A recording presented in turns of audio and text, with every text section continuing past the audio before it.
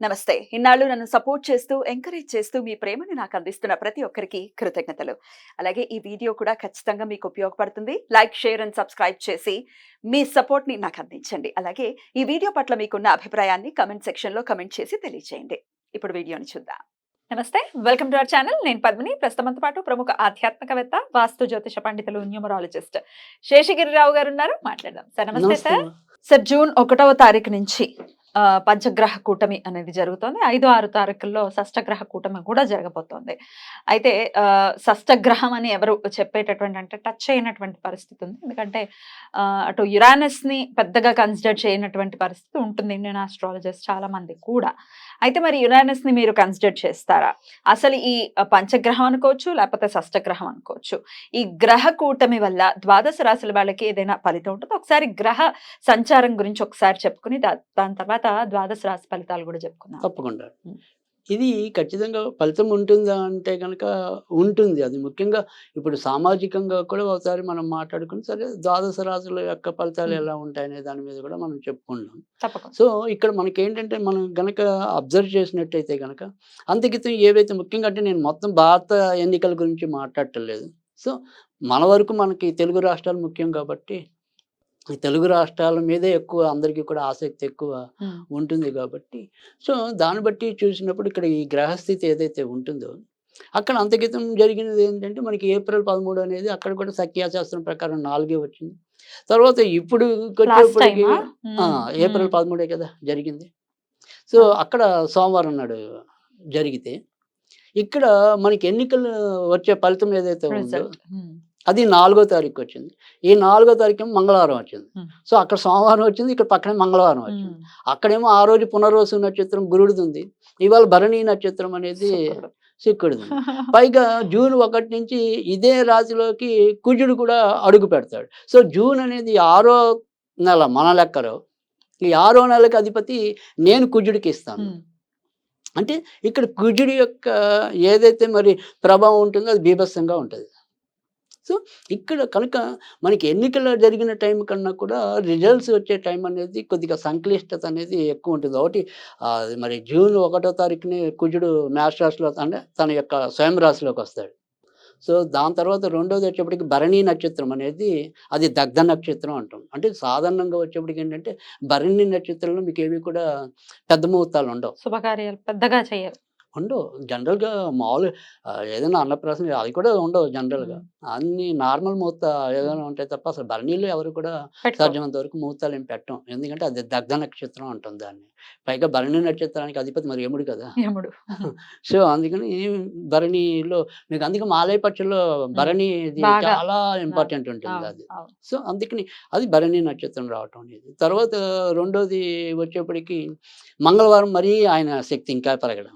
So మంగళవారం వస్తుంది. కనుక ఇక్కడ ఏంటంటే నేను చెప్పేది ఏంటంటే సాధ్యమైనంత వరకు సమాజంలో ఏదైతే ఇవాళ మనం అందరం కూడా ఈ బెట్టింగ్లు అనుకోండి, జోదాలు అనుకోండి, ఇలాంటి వాటన్నిటికీ కూడా మనం కొంత ఏమంటాం ఆకర్షితులు అవుతున్నాం. తద్వారా కూడా మనం ఇబ్బంది పడుతున్నాం.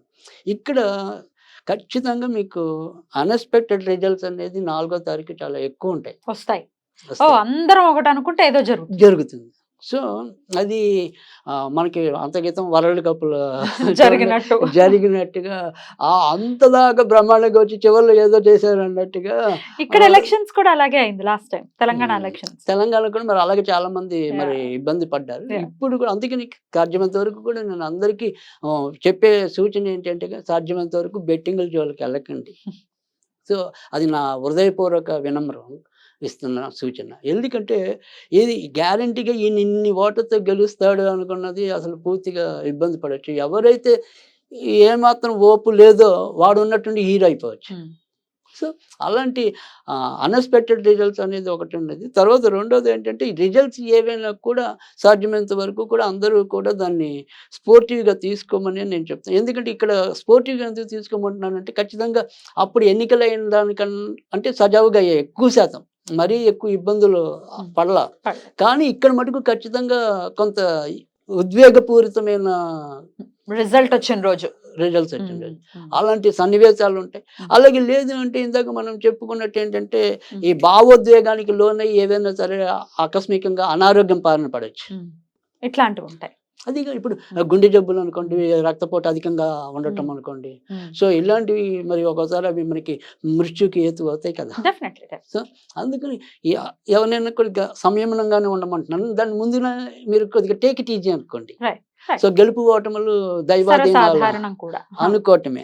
సో అందుకని ఎవరి మీద విపరీతమైన ఆశ పెట్టుకోవచ్చు, నిరాశ పెట్టుకోవచ్చు. జరిగేది ఎలాగో జరుగుతుంది. సో ఎవడున్నా మనది ఆదుకునేవాడు అయితే తక్కువే. అవును. సో అది అది తర్వాత ఎలాగో అర్థమవుతుంది. Right. సో ప్రతి ఒక్కరి మీద మనం ఒక నమ్మకం పెట్టుకుని ఓటేయటం అనేది ఉంటుంది. వీడు మనకి ఇలా చేస్తారు, వాళ్ళు అలా చేస్తారని. సో కానీ అవి ఎప్పుడు కూడా ముఖ్యంగా మధ్యతరగతి వాళ్ళ మీద అయితే కూడా ఎవరు మేలు చేసేది కూడా చాలా తక్కువ ఉంటుంది. రైట్. రైట్. సో దేశ కాలమాన పరిస్థితి ఇలా ఉంటుంది. ఈ గ్రహ కూటమి కూడా అది ఇదే చతుర్థ గ్రహ కూటమి. అందుకే నేను చెప్పి ఇక్కడ ఈ చతుర్థ గ్రహ కూటమి కూడా మనకి ఏమవుతుంది, ఇప్పుడు ఏదైతే ఇది ఉంటుందో సాధారణంగా ఇక్కడ ఇది వృషభంలోనే ఇంచుమించుగా మనకి సూర్యోదయం అనేది ఉంటుంది. అప్పుడు మేషంలోనే సూర్యోదయం ఉంది. ఇప్పుడు వృషభంలో అంటే ఇప్పుడు అప్పుడు గురుడు ఆధిపత్యం వహిస్తే ఇప్పుడు శుక్రుడు ఆధిపత్యం వహిస్తే మొత్తానికైతే ఇప్పుడు రాక్షస గురువు ఆధిపత్యం కూడా ఎక్కువ. సో అందుకని రాక్షసులు బలవంతులు అవుతారు. ఓకే. సో ఇట్లా ఉంటుంది. నవమ స్థానంలో జరగబోతుంది గ్రహ కూటమి కన్యా రాశి వారికి. నవమం అంటేనే చాలా ఆస్పీషియస్ ప్లేస్ గా చెప్తూ ఉంటారు శాస్త్రపరంగా. మరి ఎలా ఉండబోతుందండి కన్యా రాశి వారికి ఈ సమయం? సో నవమ స్థానంలోకి వచ్చేప్పటికి ఏంటంటే ఇక్కడ మనకి అష్టమ స్థానంలో కుజుడు కూడా మరి జూన్ 1 నుంచి వస్తాడు. తర్వాత రవికి పూర్తిగా నవమ స్థానం అనేది పూర్తి స్థాయి మంచి కాదు. 10వ ఇంటికి 11వ ఇంటికి చాలా బలం. అంటే ఆల్మోస్ట్ ఆల్ 10, 11, 6, 3 అనేది 1 అనేది ఇవి ఆల్మోస్ట్ ఆల్ గోచారంలో ఇంచుమించుగా అందరికీ బలం ఉంటాయి. సో ఇక్కడ వచ్చేప్పటికి ఏంటంటే కన్యా రాశి వరకు వచ్చేప్పటికి ఏంటంటే గురు శుక్రులు ఇద్దరు కూడా కొంతవరకు మేలు చేసే స్థితిలో ఉన్నారు, రవిని మినాయిస్తే. సరే రవి అలాగూ వాళ్ళకి వ్యయాధిపతి కాబట్టి సో అది మరి భాగ్యస్థానంలో ఉన్నారు కాబట్టి ఖచ్చితంగా కన్యా రాశిలో ఉండి తండ్రి గారు ఎవరైతే ఉంటారో తండ్రి గారి ఆరోగ్య విషయంలో ఖచ్చితంగా జాగ్రత్త పడాలి. సో ముఖ్యంగా ఈ తండ్రికి ఉండే దీర్ఘకాలిక వ్యాధులు ఏదైనా ఉంటే ఒక్కోసారి అవి ప్రమాదానికి దారితీసే పరిస్థితులు కూడా ఉంటాయి కనుక ఏదైనప్పటికీ కూడా నాన్నగారు లేదా నాన్న వైపు బంధువులు కొంతవరకు, అటువైపు వాళ్ళతో మటుకు కొంత ఇబ్బందులు ఉంటాయి. ఇంకా అష్టమంలో కుజుడు ఉన్నాడు కాబట్టి వీరు వ్యక్తిగతంగా బళ్ళు అవి నడిపేప్పుడు కూడా కొంతవరకు జాగ్రత్త ఉంటారు. ఇంకా వ్యాపారాలు ఉద్యోగాలు అంటే కన్యా రాశిలోకి ఏంటంటే ముఖ్యంగా వ్యాపారస్తులు కూడా ఎక్కువే ఉండటం అనేది ఉంటుంది. ఎందుకంటే కన్యకి అధిపతి బుధుడు అవుతాం కాబట్టి ఖచ్చితంగా ఎంతో కొంత వ్యాపార కారకమైన మైండ్ అనేది వీళ్ళకు ఉండటం అనేది ఉంటుంది. కనుక ఈ వ్యాపారాలు అనేవి కూడా ఒకే పద్ధతిలో వెళ్ళే అవకాశం లేదు.